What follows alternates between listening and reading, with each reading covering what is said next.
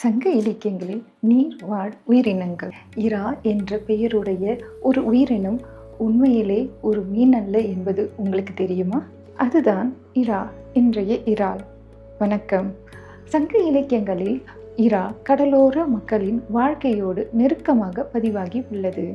அகநானூறு 60 மீனவர்கள் கடலில் வலையை வீசும் பொழுது அந்த வலையில் சிக்கிய இறா நடுங்கும் காட்சி வருகிறது. பெருங்கடல் பரப்பில் இறா நடுங்க. அதே பாடலில் மீன் பிடிக்கும் தந்தைக்காக மகள் அயிலை மீன் புளிக்குழம்பும் கொழுந்த மீன் துண்டும் கொண்டு செல்கின்றாள். இங்கு இறா என்பது சிவந்த இறா என்று உரை விளக்குகின்றது.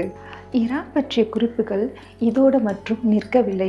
நற்றிணை 41 ஐங்குறுநூறில் 196 குறிக்கப்பட்டிருக்கிறது. அதனால் சங்க இலக்கியங்களில் இறா என்பது வெறும் உணவு பொருள் அல்ல. கடல், வலை, இறா, உணவு, குடும்ப வாழ்க்கை என்று நெய்தல் நில மக்களின் வாழ்க்கையோடு இணைந்த ஒரு முக்கிய நீர்வாழ் உயிரினம். ஒரு சிறிய இறால், ஆனால் சங்கத்தமிழில் அது சொல்லும் வாழ்க்கை கதை மிக பெரியது. மற்றொரு பதிவில் பார்க்கலாம். நன்றி, வணக்கம்.